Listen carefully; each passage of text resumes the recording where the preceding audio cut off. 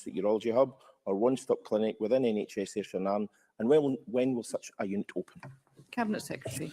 Ayrshire currently have a urology hub and cancer performance for the urology 62-day pathway is 96.9%, and for the 31-day pathway is 100%.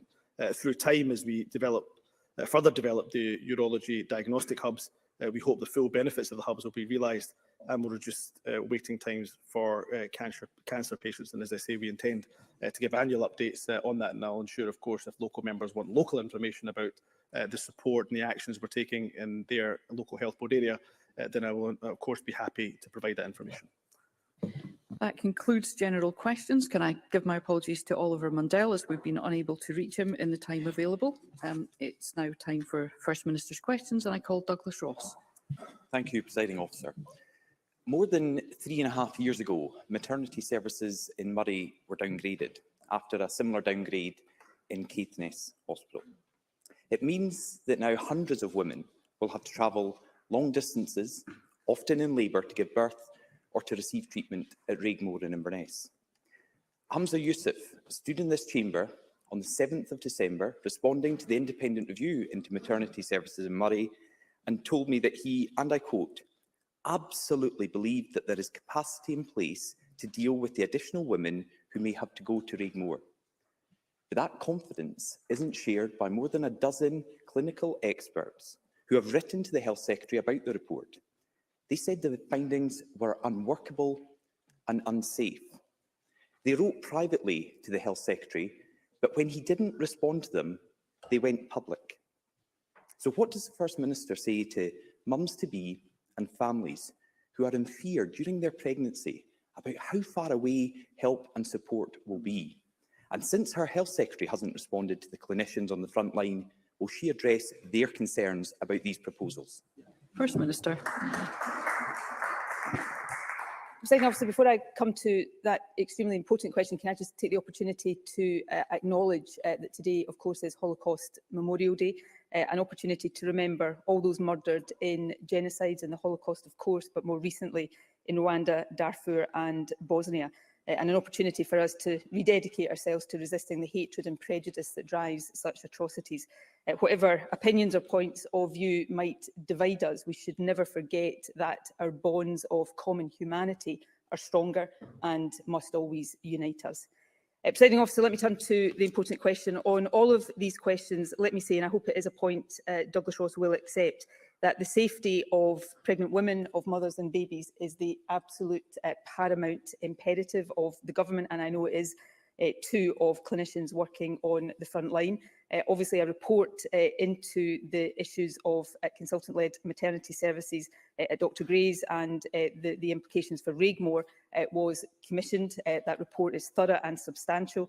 The Cabinet Secretary has met with staff, the boards and local people, I think, before Christmas, and the Scottish Government is considering all of the recommendations very, very carefully. It is important that we get this right. It is absolutely important that we recognise the desire, understandable and important desire of women to give birth as close to home as possible. But it is also really important that we don't lose sight of the issues of patient safety. And I can give an assurance to the Chamber, but more importantly to local people, that all of these issues will be subject to the most serious and careful consideration. Douglas Ross. Can I echo the words of the First Minister about Holocaust Memorial Day? And my colleague Jackson Carlo, immediately after First Minister's questions, will lead a members' debate, and I'm certain every member will stay in the Chamber for such an important debate. But the future of maternity services at Dr Gray's Hospital has consequences for mothers all over the North East and the Highlands. This has impacted my own family, but it's caused far greater problems for many others. Here's one example from the recent review into maternity services.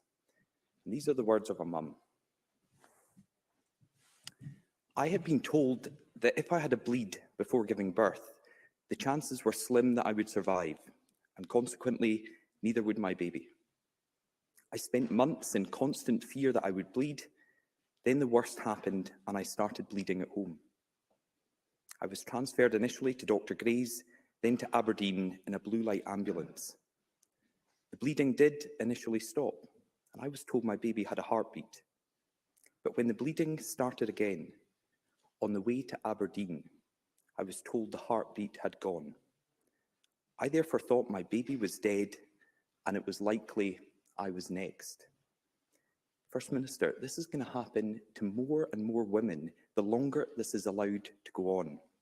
When doctors and midwives are saying the options on the table won't work, what is the First Minister and her government going to do about it? And why are they not responding to these medical experts? First Minister. Can I understand firstly acknowledge the personal experience here? We all, not all, but many of us, myself included, have personal experiences around baby loss at different stages, and therefore I absolutely understand the emotion, the sensitivity and the seriousness of these issues. The Scottish Government commissioned the report conducted by Ralph Roberts as part of a commitment to the reintroduction of consultant-led maternity services at Dr Gray's in a safe and a sustainable way, and that is really important. The report that has been published is a substantial report. It's very thorough, and it is important that all of the recommendations in that report are considered extremely carefully. The Government will meet again with NHS Grampian, with NHS Highland, to look at practical next steps, and core to that, of course, will be listening to clinicians at Regmore in any further discussions. And the Health Secretary, I think, has already indicated, but if not, I will indicate that now, is of course prepared, and it is important that he meets with clinicians at Regmore. Of course, there is the Mum campaigning group who also have views on the recent review and report, and that has to be listened to as well.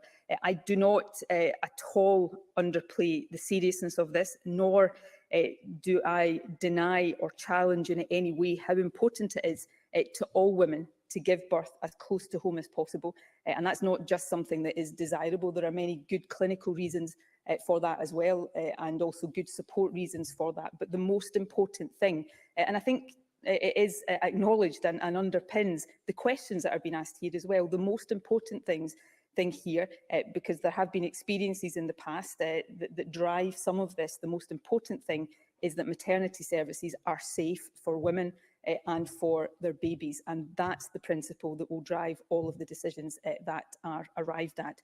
And those decisions will, of course, be informed by all those who have opinions or indeed clinical expertise to bring to bear. Douglas Ross. The First Minister is saying that the Health Secretary will now respond, but these clinicians wrote directly to him. They kept that private because they wanted to put across their views and get his response.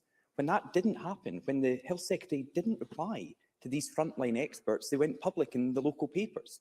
When they still didn't get a response, I'm raising it in First Minister's questions. It shouldn't have to come to the chamber here in Parliament to get a response. Because this issue doesn't just affect mothers in Murray.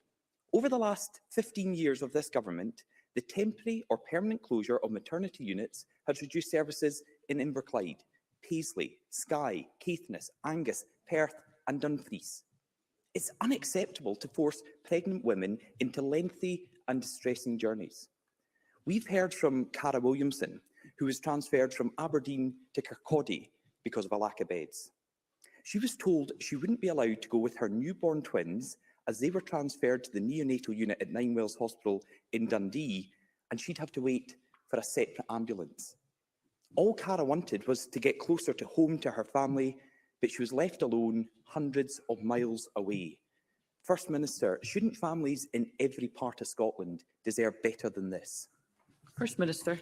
Let me say two things in addition to what I've already said. Firstly, in terms of the letter from clinicians, I'm certainly more than willing to look into the reply or why a reply was not sent there. But the Health Secretary has said publicly, I believe, that he is going to meet with Regmore clinicians, and it is inconceivable that decisions would be reached around this without properly engaging clinicians on the front line, who of course have the responsibility to implement those decisions. And I'll give an assurance to those clinicians and indeed to the populations affected here that that will absolutely happen. In terms of the more substantive issue here, and it's one, as I don't need to remind the Chamber, I was Health Secretary for a number of years, and so many of these issues are issues that I grappled with while I was Health Secretary. Everybody wants, and this is the starting point, every woman to be able to give birth as close to home as possible. But often there are challenges, and they are safety and sustainability challenges associated with that, and we have to consider these issues carefully. So, for example, in some of the smaller units in our country, sometimes the issue is the small number of births mean that it is not possible to have the specialisms to support some of the complexity of care that is required. There have also been, over these years, some recruitment challenges in some of these units that have added to these challenges. It would be completely wrong and irresponsible for a government or clinicians on the front line not to have regard to these very serious issues as we try to strike the right balance between quality specialist care and care as close to home as possible. That's a balance that we have to grapple with in many aspects of NHS care, but it's particularly important here when we're talking about the safety of pregnant mothers and their babies. So these are really difficult issues. I understand, absolutely understand the views of families and women giving birth, but it is so important that we get these decisions right, and I absolutely acknowledge that in getting these decisions right, the views of frontline clinicians are essential. We've also, just my last point here, given commitments to continued investment in Regmore as we take these options and any recommendations forward. So the Health Secretary will engage directly with clinicians as is right and proper, and we will continue to treat all of these matters with the utmost seriousness. Douglas Ross. The First Minister mentions the small number of babies born in some of our smaller hospitals. That's because they're being downgraded. We've seen an 80% reduction of babies being born in Murray because of decisions taken by the local health board and the Scottish Government. And the First Minister said the Health Secretary will fully engage with clinicians in NHS Highland. That should have happened by now. I'm raising this today because they are at the end of their tether trying to get a response. And they're worried if he's really going to listen, because I go back to the quote from the 7th of December, the Health Secretary stood in this chamber and said he absolutely believed that there is capacity in place to deal with the additional women who may have to go to Regmore. It doesn't sound like he's open to listening to the clinicians when he's already made up his mind it is fine. Another woman we spoke to was Billy Cowie, and she described her experiences. Late in her pregnancy, over Christmas, she had to make the journey of over 60 miles from her home to hospital in Aberdeen. She described these journeys as awful late in her pregnancy. Over the Christmas break, she was admitted to hospital repeatedly, each time forced to make that same journey. It's 2022. Nobody anywhere in Scotland should have to go through that, let alone repeatedly. The First Minister was elected on a manifesto that promised to restore a consultant-led maternity unit at Dr Gray's Hospital in Elgin. Will she keep that promise? And will she make a commitment that there will be no further downgrades to maternity units anywhere in Scotland? First Minister. The manifesto commitment stands, but it is important in relation to all services that we deliver these commitments in a way that is safe and sustainable, and that could scarcely be more important than in the issue we're talking about right now. Now, I appreciate that while I talk, and indeed Douglas Ross has talked about a number of different maternity units, the issues of distance are much more acute in the area he represents than they will be in other parts of Scotland.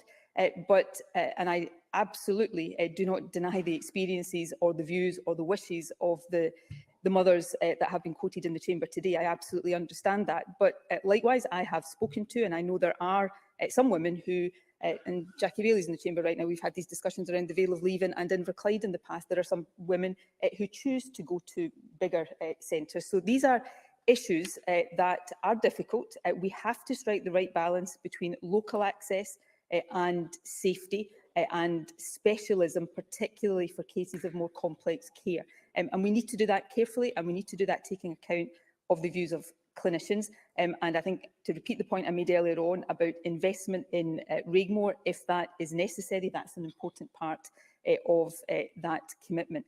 So we will continue to take these issues forward carefully, listening to mothers who have given birth, to mothers who will give birth in the future, to clinicians delivering these services to get to the best balance that does ensure local access and avoids the need for travelling long distances, but makes sure that our maternity services are rooted in safety as the absolute guiding principle for pregnant women and for their children. Question number 2, Anna Sarwar. Presiding Officer, on Holocaust Memorial Day, we remember the millions of Jews who lost their life to prejudice and hate, and all victims of genocide. We can't be complacent.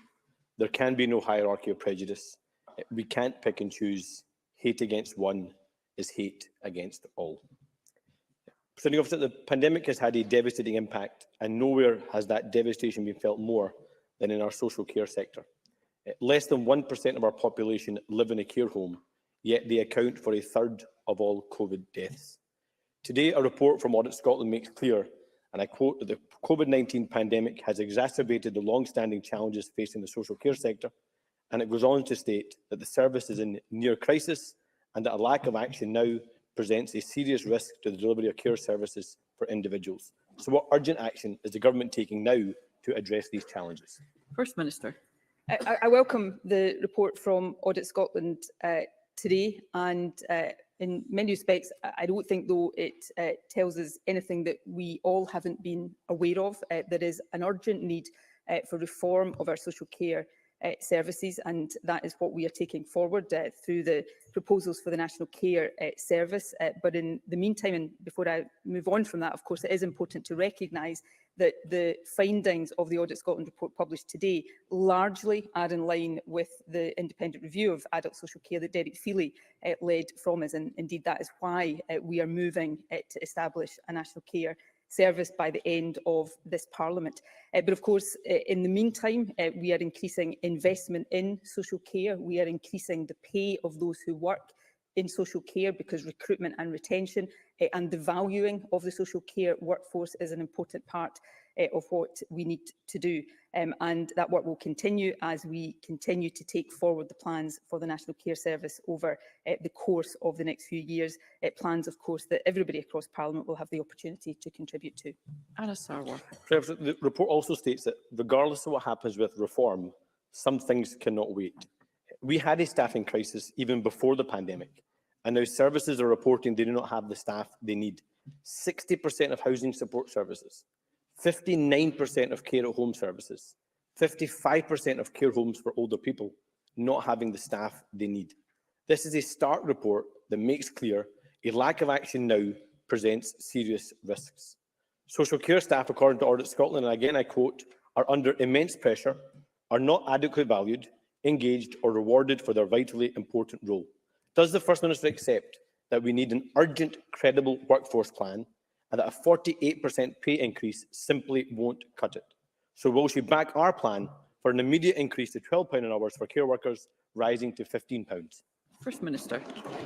Well, firstly, we are taking action now as we progress the plans for the National Care Service. We have a commitment to increase public investment in social care by 25% over the Parliament, and we have started on that journey.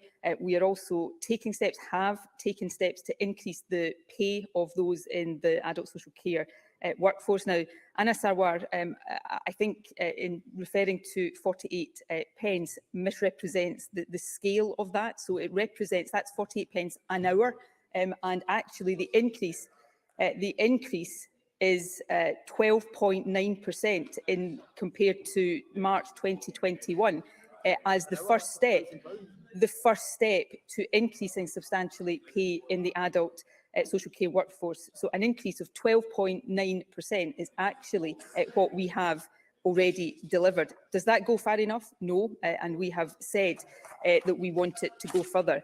Interestingly, though, it is more than the part of the UK where Labour is currently in office, which of course pay the real living wage. So we recognise the need for action immediately. We are taking action immediately. We are also working with partners to attract more people into the sector. We launched in November last year a national marketing campaign to attract more people, to recruit more people into the sector.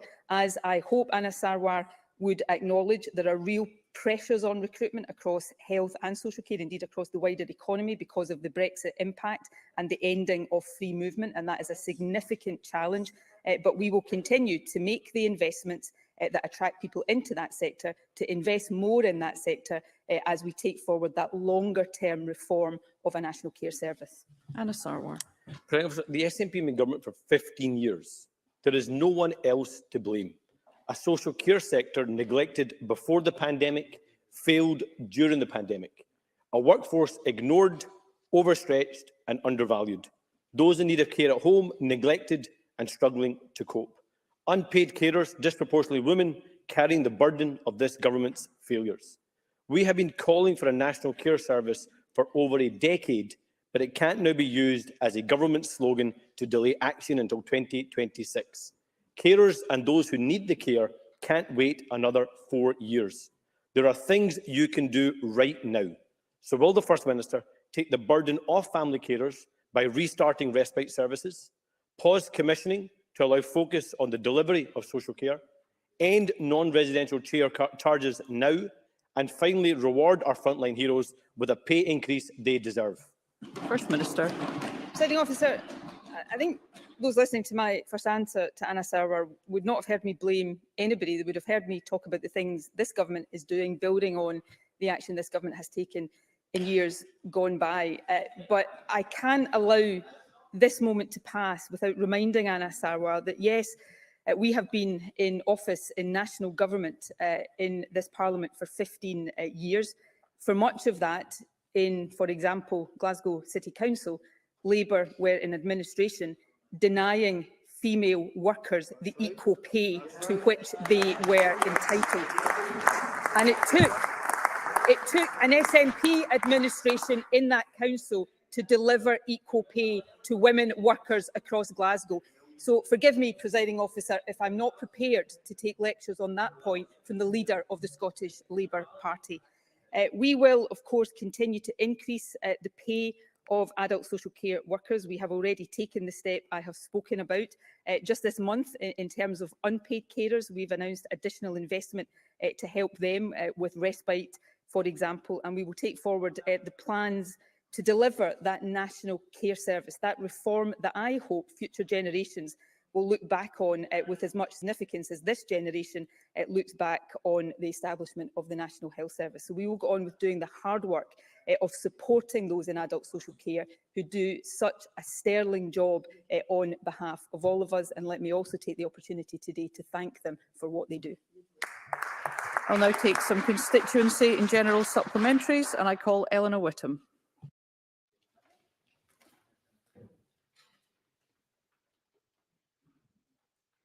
Social Security Committee this morning, for recommendations to allow the rollout of the new adult disability payment this year. This is a significant step in the building of a more compassionate and dignified social security system in Scotland. Can the First Minister outline the improvements this new benefit will deliver for the people across Scotland? First Minister. Well, I'm absolutely delighted that the adult disability payment regulations were passed and passed unanimously this morning. Starting in March and being phased in ahead of national rollout in August. This will be the 12th benefit that we will deliver and indeed the most complex to date. It's a major milestone for our social security system and will mean a very, very different approach from the current adversarial DWP process. It will put an end to the anxiety of undignified physical and mental assessments and an end to private sector involvement. Will also end the stressful cycle of unnecessary reassessments. Starting from a position of trust, adult disability payment will provide disabled people with a compassionate system designed around what they have told us is important, and crucially, it will be rooted in our values of dignity, fairness and respect. Jamie Green. Thank you, Presiding Officer. North Ayrshire is one of 5 areas shortlisted for a new prototype fusion power facility through the UK STEP programme.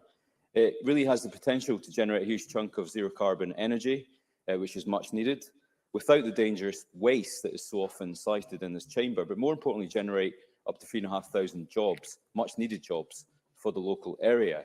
Given that it ticks so many of the First Minister's own economic, energy and climate ambitions, will she support North Ayrshire's bid? And if so, what will the Scottish Government do to support that bid? First Minister. We'll continue to discuss with North Ayrshire Council and other councils their ambitions across a whole range of areas, including this one. This is very, very early stage technology. My concerns about nuclear power, not just the waste that is generated from current nuclear technology, but also the real doubts about value for money are well known. So we'll discuss with councils any ambitions they have, but in the meantime, we'll continue to invest in renewable energy, where Scotland has vast potential to support our transition to net zero. Pauline McNeill. Thank you. After the first Glasgow School of Art fire in 2014, the report noted that the legacy ventilation system was a major contributor to the rapid spread of the fire. And the report released this week into the 2018 fire noted the construction layout and high fire loading allowed the fire to spread unchecked in all directions, leading to 50% of the building being well alight within 38 minutes of the Scottish Fire and Rescue Service arrival. But the Art School management had claimed that their approach to the protection of the building was gold standard, but we find that the fire alarm did not work. Does the First Minister agree that lessons appear not to have been learned from the original fire?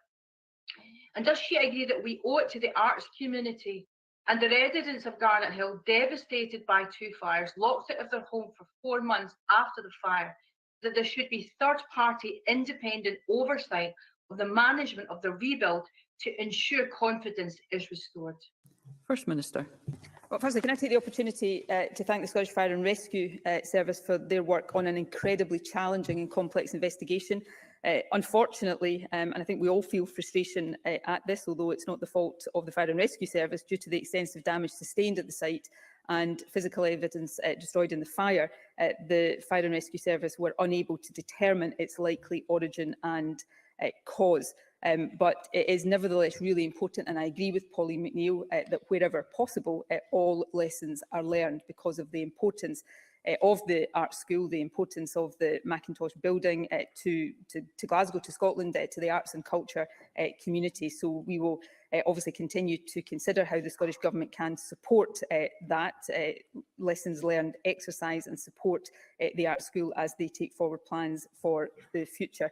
Of course, all higher education institutions must comply with terms set out by the Scottish Funding Councils and the principles of good governance set out in the Scottish Code of Good Higher Education Governance, and we expect the highest standards of propriety from organisations which receive public funding. But I'll give further consideration to Pauline McNeill's suggestions and come back to her in due course.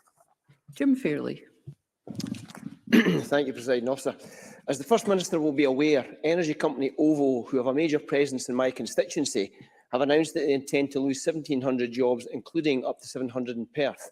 She may also be aware that myself and the Deputy First Minister and Perthshire North MP, Pete Wishart, met with CEO Adrian Letts last week.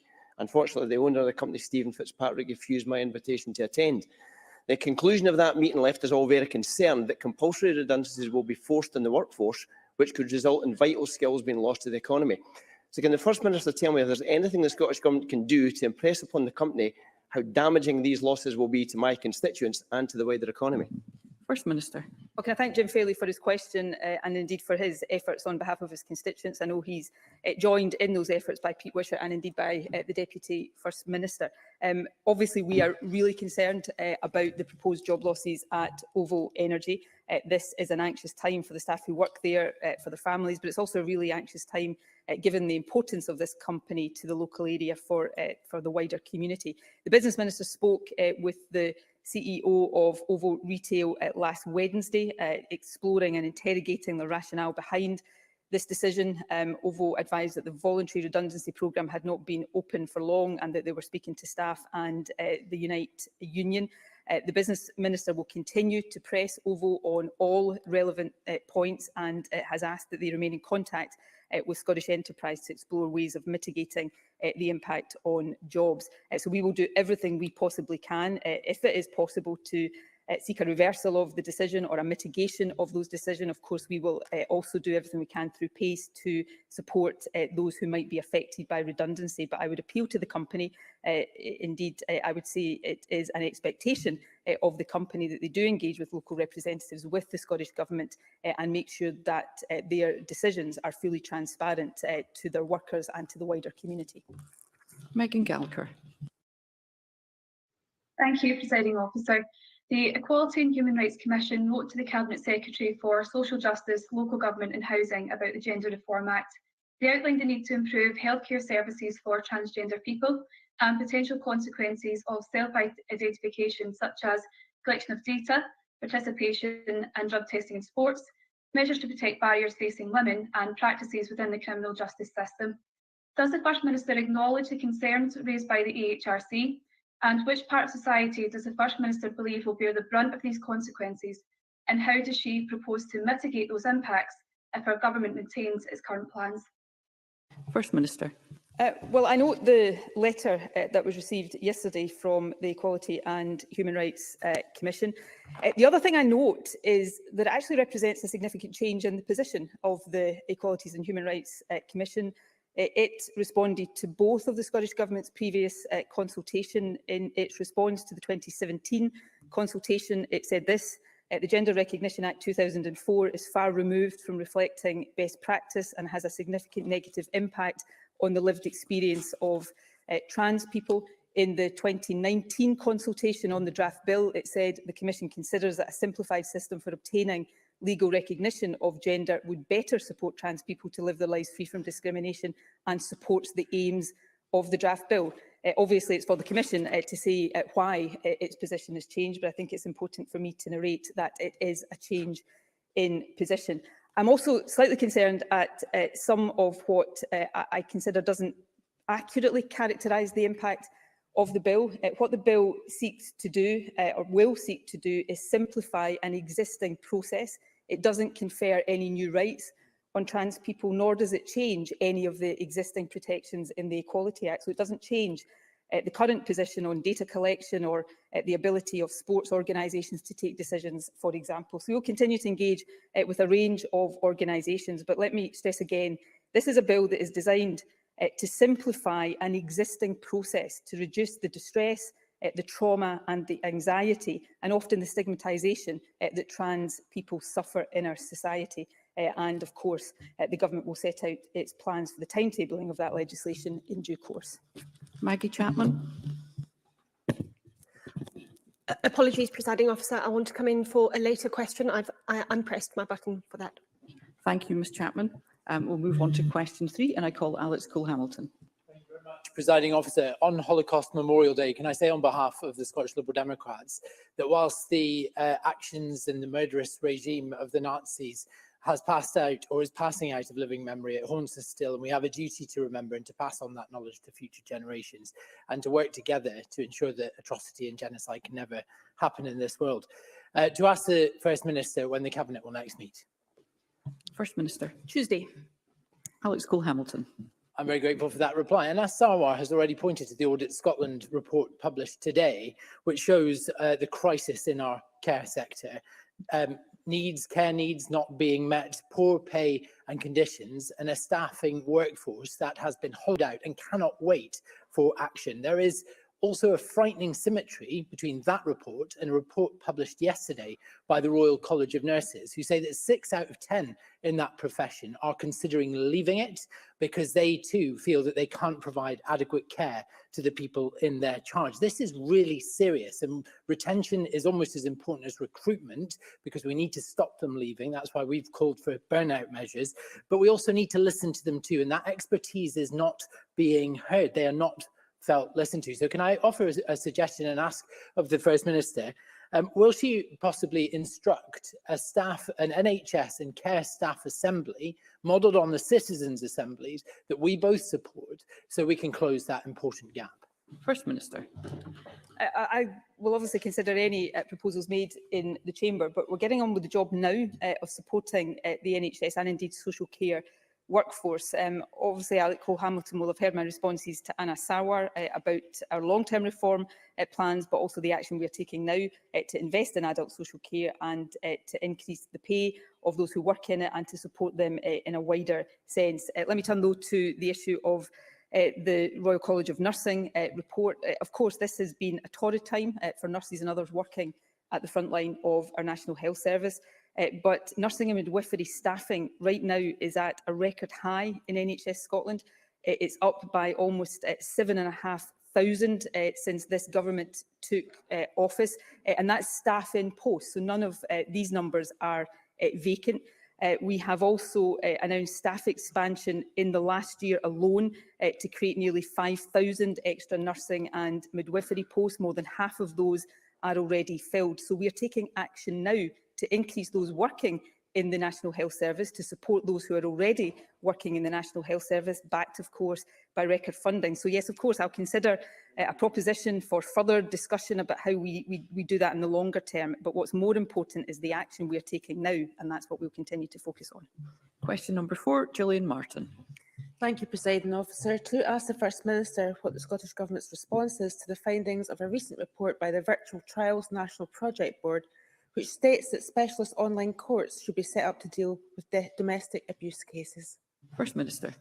We welcome Sheriff Principal Pyle's report and support the recommendation, which could deliver significant benefits for victims by reducing the traumatising impact of the court environment. I recognise too the potential for the proposal to mitigate the impact of the pandemic and court delays, which is clearly to be welcomed for this category of vulnerable victims in particular. While the court programme is of course a matter for the Lord President, I hope to see these courts utilised more widely as an element of the courts recovery programme, and we'll be happy to consider the possibility of future primary legislation to support the proposal in due course, subject to consultation and including further discussions with victim support organisations. Gillian Martin. Thank the First Minister for that response. Victims of domestic abuse have for many years said that given evidence in front of the person who abused them has been highly re-traumatising, as the First Minister just said. So I'm pleased to hear that the report's been viewed positively by the Scottish Government. The model suggested that the report would be dedicated to virtual domestic abuse trial courts in each sheriffdom. Given that we currently have around 33,000 summary trials outstanding, these dedicated courts would ease pressure on the court system, has been said, but they would require additional sheriffs, sheriff clerks, prosecutors and defence agents, and all of them will have to be trauma-informed. Can the First Minister say what has been done to ensure the development of trauma-informed practices and procedures for everyone working in justice, regardless of the type of case? And should this virtual model work for domestic abuse cases, might there be the flexibility for it to be extended to other types of cases where victims have suffered extreme trauma, or indeed where geography or victim mobility is an issue? First Minister.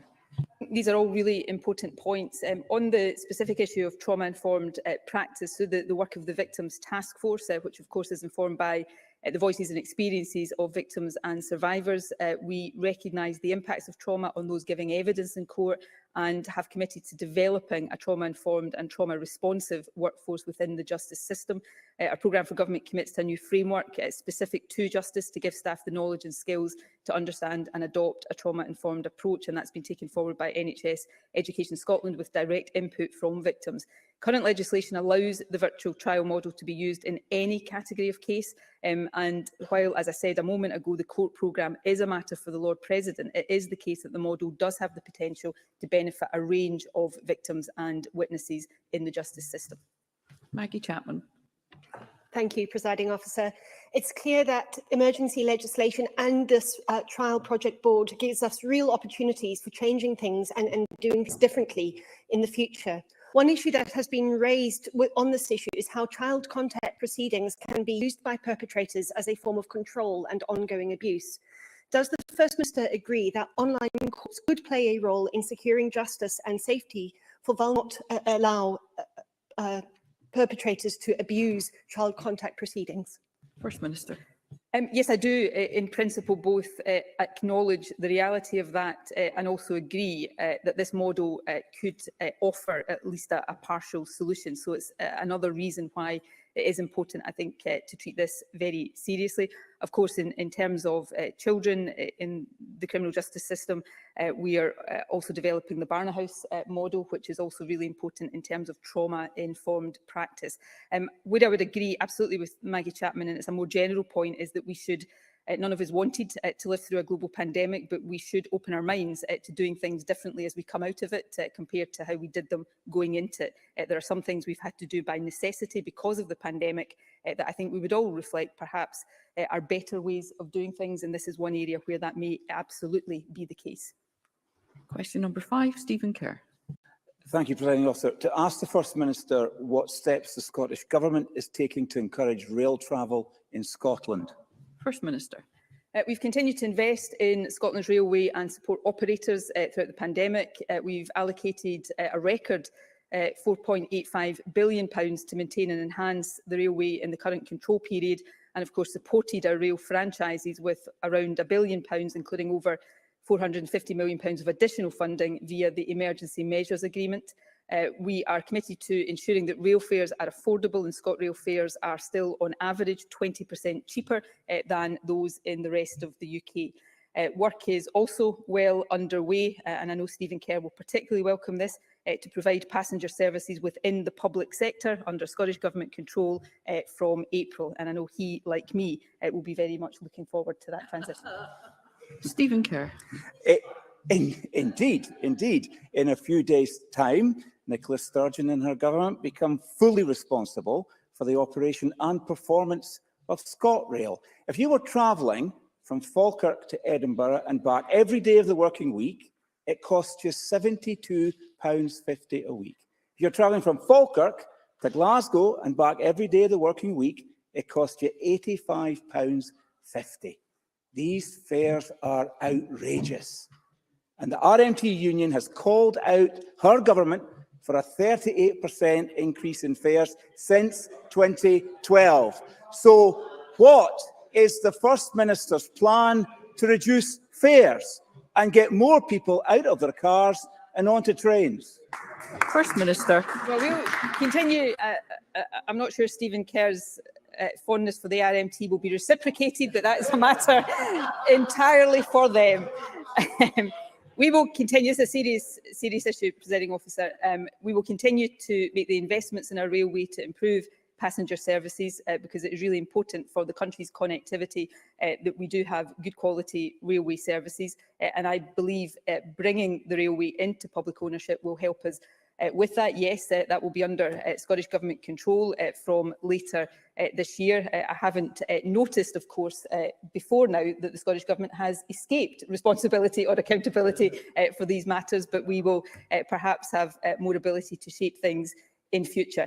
And part of a high-quality railway is affordable fares. We need the investment in our railway, and I think less of the investment in the railways in Scotland comes from passengers through fares than is the case in other parts of the UK. More of it comes from government subsidy. But of course, we want fares to be affordable and as affordable as possible. But I come back to the point I made earlier on. On average, rail fares in Scotland are 20% cheaper than they are in the rest of the UK, where, if memory serves me correctly, Stephen Kerr's party is in government. Co-Cab Stewart. Thank you, Presiding Officer. Does the FM share my view that if the Scottish Conservative benches sincerely want to support Scotland's railway network, its passengers and employees, that they should lobby their colleagues in the UK government for full devolution of Scotland's railway to this Parliament? First Minister. I think we've probably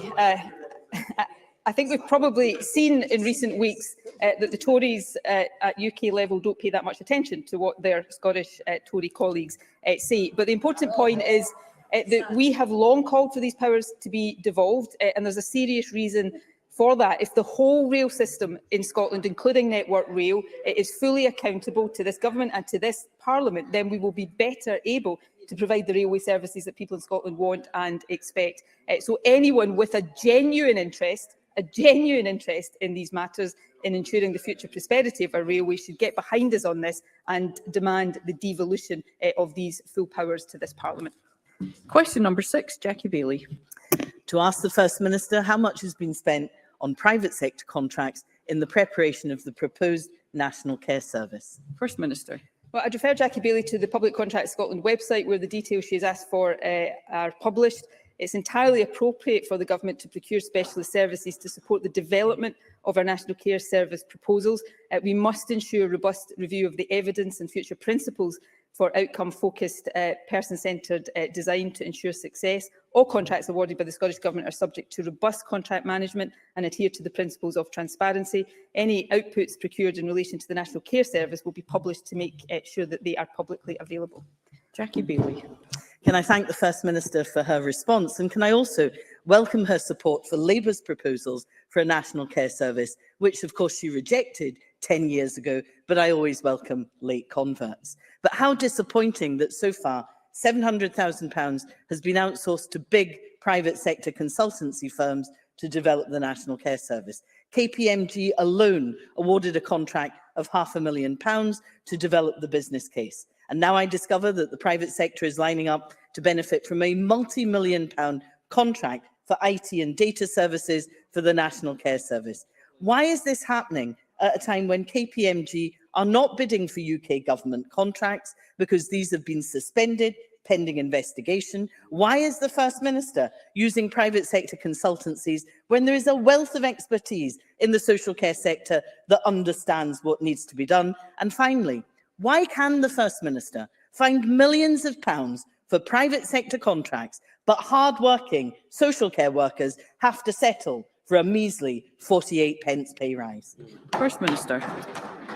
Well, where it makes sense to use external expertise to free up civil servants to focus on the policy development and implementation, we will do that, as other governments do that too. Let me give one example of the kind of contracts that Jackie Baillie is talking about, a contract to analyse the consultation responses. It's routine for analysis of consultation responses to be undertaken independently. This work is often put out to an open, fair procurement process. And actually, that very independence is normally considered a good thing. And I can only imagine the howls of bias we would hear from Jackie Baillie had we decided to analyse the consultation responses internally instead of having it done independently. But Jackie Baillie talked about changes of heart. So I want to just briefly come on to that point, because Jackie Baillie now seems to think that government should always do work like this itself. But as a minister, she didn't have that view. When Communities Scotland was being set up, the Labour Social Justice Minister at the time told this Parliament that external consultants were part of the tens of thousands of pounds of cost to establish that. The minister responsible back then, it was presiding officer, in case you haven't guessed it by now, one Jackie Baillie. Willie Rennie. The First Minister is making the same mistake that our predecessor Alex Salmond did with the formation of the National Police Service, with the formation of the National Care Service. Doesn't she realise that wasting millions of pounds of taxpayers' money on a National Care Service, a big bang reorganisation, is actually disrespect to the workers who deserve a decent pay rise now? She should be investing in the care service rather than creating this National Care Service monolith that's not going to help people right now. First Minister. Do you know, when I listened to Willie Rennie there, I can only conclude that if this Parliament had existed and he'd been in it back in the days of the establishment of the National Health Service, he would have opposed it, because the same arguments are ones that no doubt he would have used then. The opportunity now to create a National Care Service to mirror the National Health Service is one that I think we should seize and grasp with both hands. It's vital that we get it right, and all members of this Parliament will have the opportunity to contribute to that. But can I suggest Willie Rennie should listen to more people around the country about what they want to see in the future of a care service, and reflect on that. And of course, in the meantime, we will get on with increasing investment in social care and also increasing the pay of those who do such a fantastic job working in it. Thank you. That concludes First Minister's questions. Point of order, Sandesh Gulhani. I can hear groans already because they know what's coming.